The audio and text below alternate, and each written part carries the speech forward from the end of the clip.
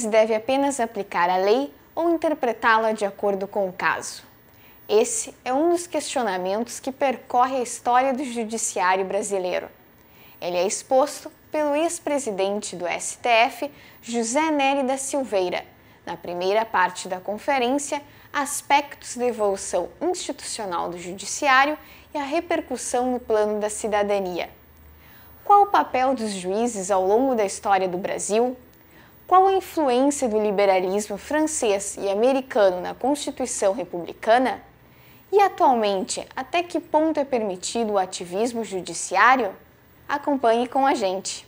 Com a chegada da família real, tivemos um fato importante e marcante na história da instituição judiciária brasileira. É que o príncipe regente transformou, como eu ia dizendo, o Tribunal da Relação do Rio de Janeiro em Casa da Suplicação do Brasil. Este fato é importante por quê?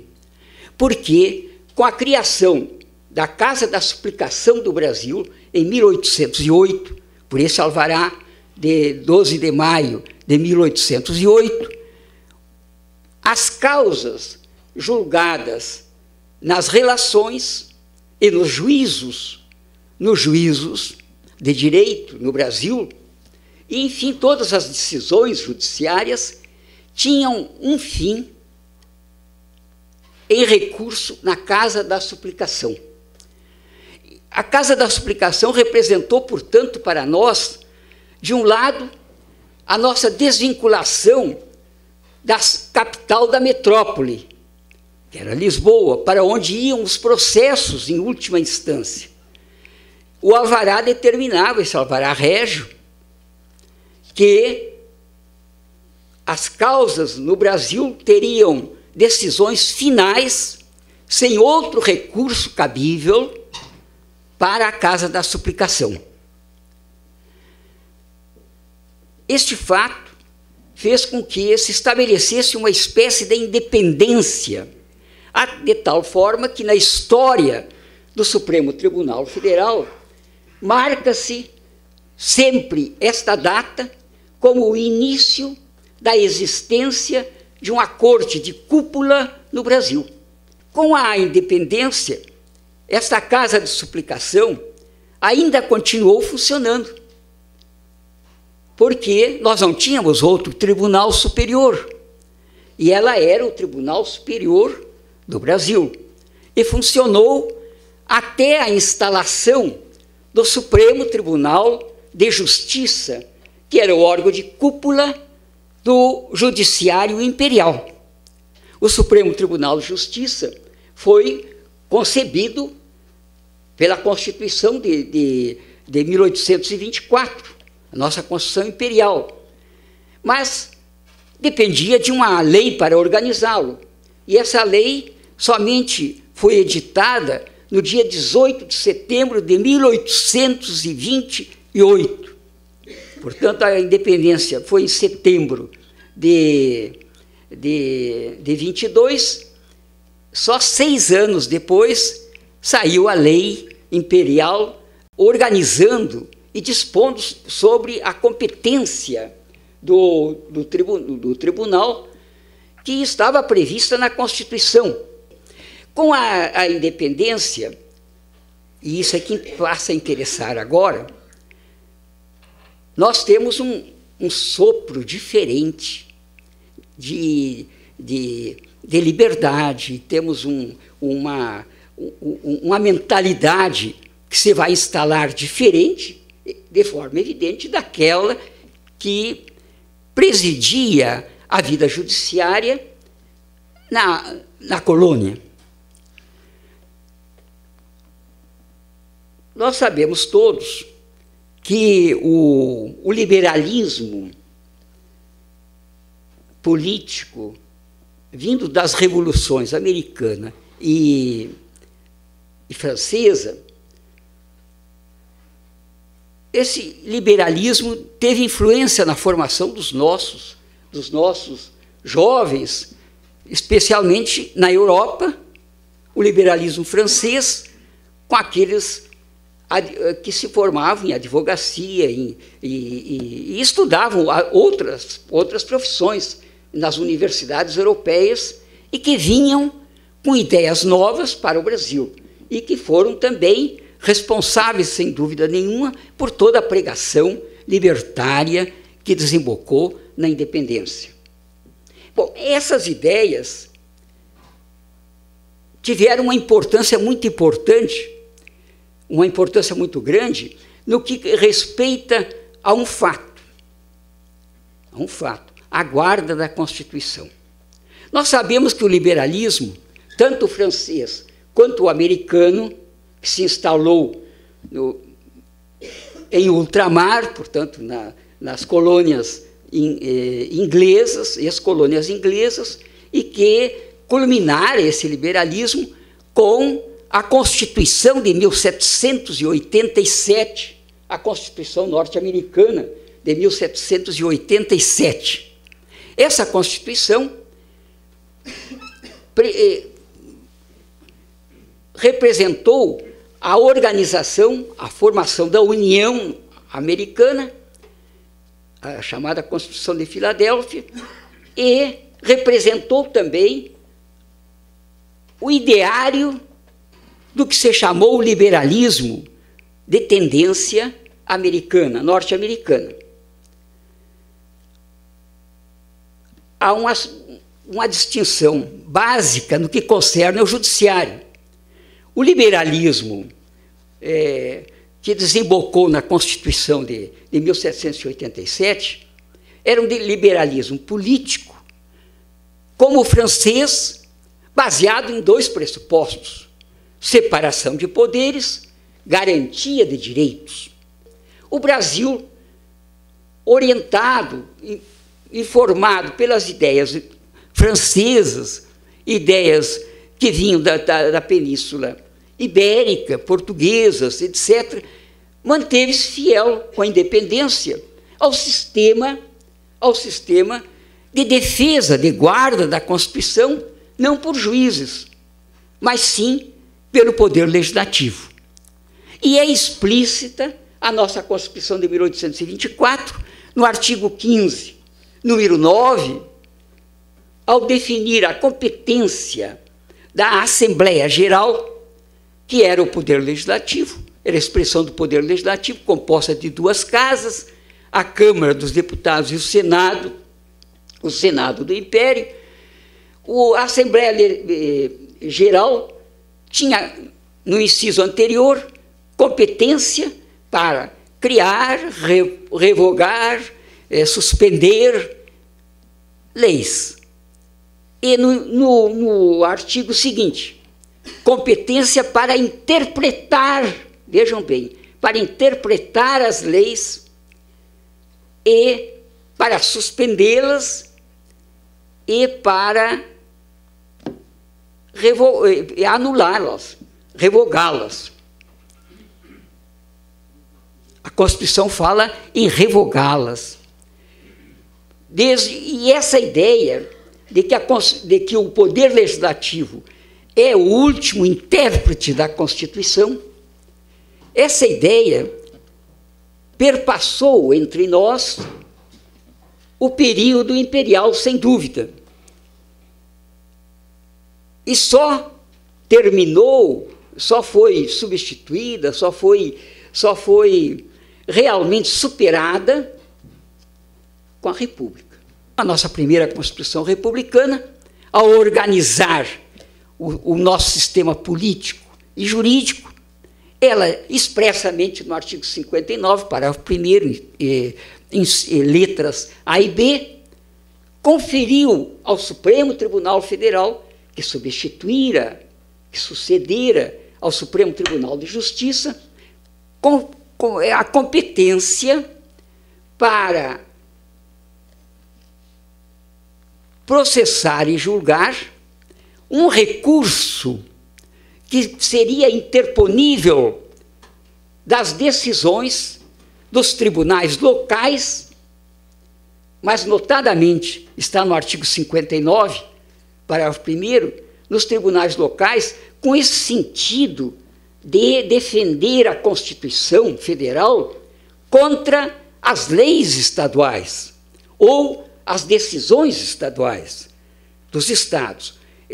O problema da divergência, dessa divergência entre União e estados no processo federativo, no sistema federativo, que já surgira nos Estados Unidos e que tinha curso nos Estados Unidos, não deixou de estar presente entre nós, embora o nosso sistema fosse diferente do sistema norte-americano, porque os nossos estados, membros, não tinham poderes para legislar sobre matéria da maior importância, que é a matéria de direito civil, de direito comercial, outras que nos Estados Unidos, importantes daquela época, nos Estados Unidos os estados tinham competência para isso. E nós partimos de um estado unitário para uma federação. Nos Estados Unidos ocorreu o contrário. Foi de uma confederação, as colônias tinham uma situação especial, cada uma se confederaram com a independência e, por fim, se uniram. Então, os estados formaram a União. Nós tínhamos um estado unitário e esse estado se transforma as províncias, que eram submetidas inteiramente ao poder central, as transforma em estados com autonomia, com poder legislativo, etc. As províncias tinham seus poderes. O poder judiciário do império era um poder, todo ele sujeito ao governo central. Os juízes eram todos nomeados pelo imperador, que também podia impor-lhes suspensão depois de um processo previsto na Constituição e na Lei de Organização da Justiça, mas podia suspender os juízes. E os juízes podiam ser removidos, tinham em princípio a garantia da irremovibilidade, mas podiam ser removidos, era só um princípio. Tinham a vitaliciedade, que era uma garantia dos juízes imperiais.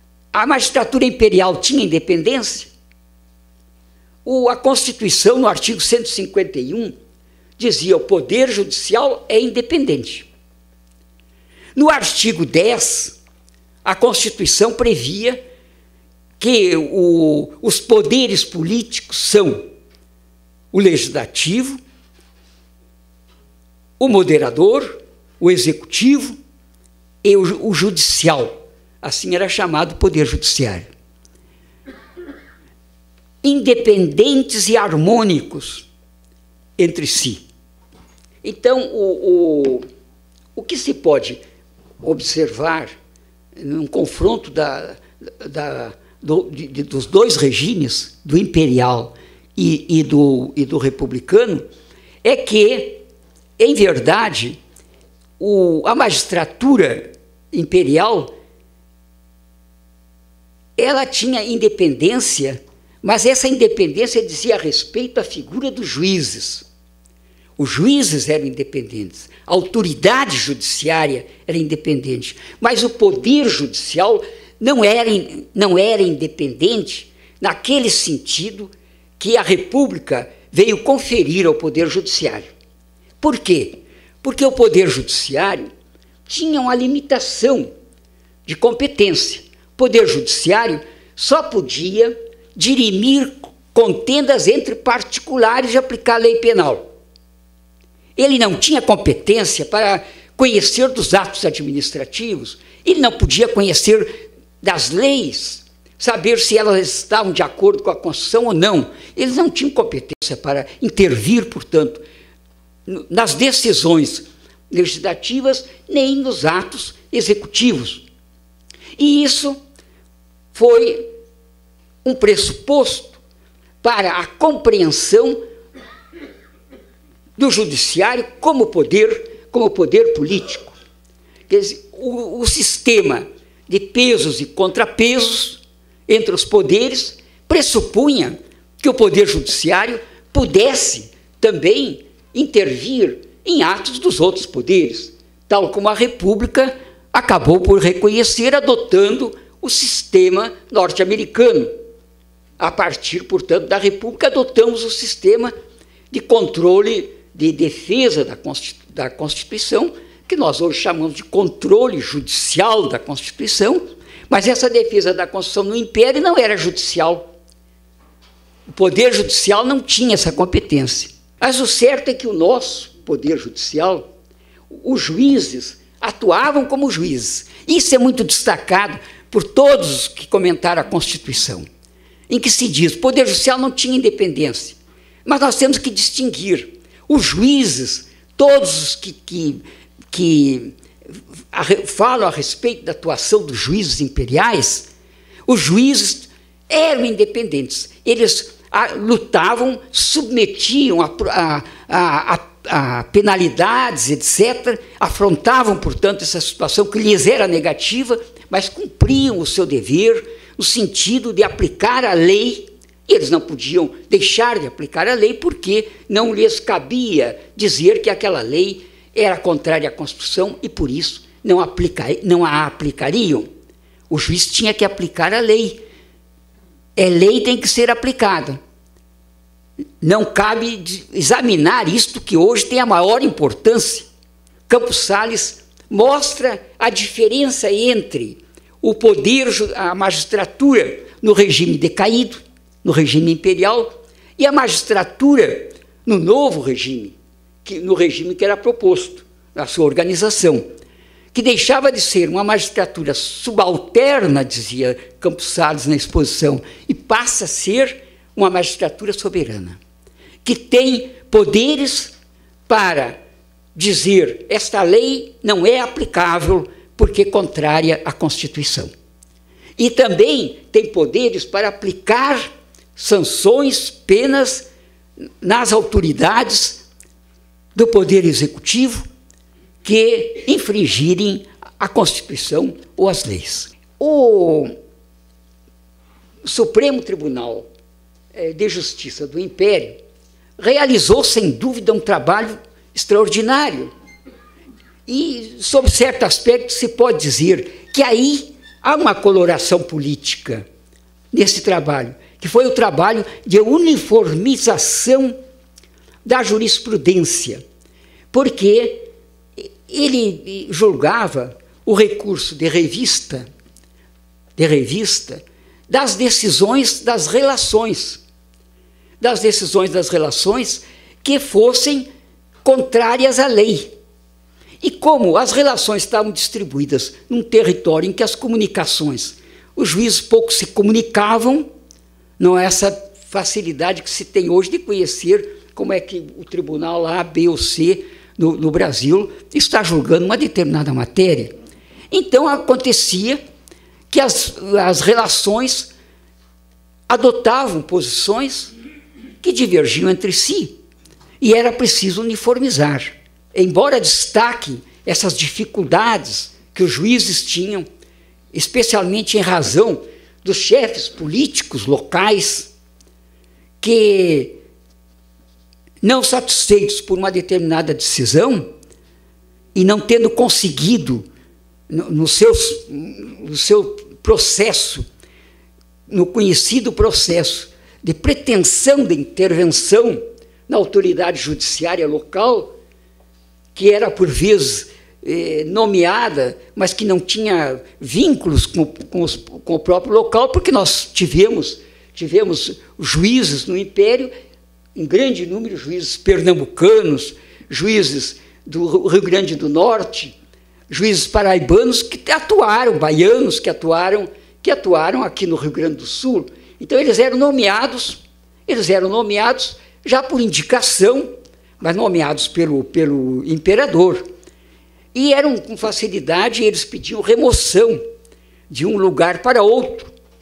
Então não havia essa fixação que nós temos hoje, em que normalmente os juízes, principalmente os juízes estaduais, eles ficam no seu próprio estado de origem, embora nós saibamos que em alguns estados novos, especialmente ou em alguns estados que se organizaram depois, como Acre, Mato Grosso do Sul, hoje, haja um número imenso de juízes que foram, mas porque o sistema é outro, é o sistema de concurso. Tomando conhecimento do edital de concurso, eles se candidatavam e venciam, e lá ficavam, então, exercendo a profissão. Naquela época não existia isso. Então, os juízes como que peregrinavam pelo território nacional. Outro aspecto que me parece importante é que os juízes imperiais, até 1871, os juízes imperiais, eles podiam exercer outras funções no executivo e no legislativo. É um outro aspecto também que tem sido objeto de debate. Realmente, os juízes, nós não podemos deixar de considerar que essa possibilidade de investidura no executivo e no legislativo conferia aos juízes, porque eles eram letrados, os juízes de direito. Eles tinham que ser letrados, isto é, formados em direito. Então, eles, indo exercer cargos no executivo e legislativo, eram pessoas com autoridade intelectual para realmente discutirem os problemas administrativos. E eles interferiam quanto a problemas de planos de obras, etc., do que seria melhor para as populações, para o bem-estar geral. Então, eles tinham a influência política. Nós não podemos dizer que não havia influência política, mas havia influência política que não tem o juiz republicano. O juiz republicano tem influência política. Ele exerce uma função política também, mas é de outra natureza. Não é de natureza político-partidária, não é de vinculação a governos. Ele exerce a política do poder. Isto é, na dialética das forças políticas do Estado, sem dúvida, a magistratura tem uma participação significativa. É de pensar, desde logo, que a magistratura, quer dizer, o tribunal, o juiz, ele pode, em qualquer estado da federação, em qualquer lugar, ele pode dizer: não aplicarei essa lei estadual porque ela está contrária à Constituição.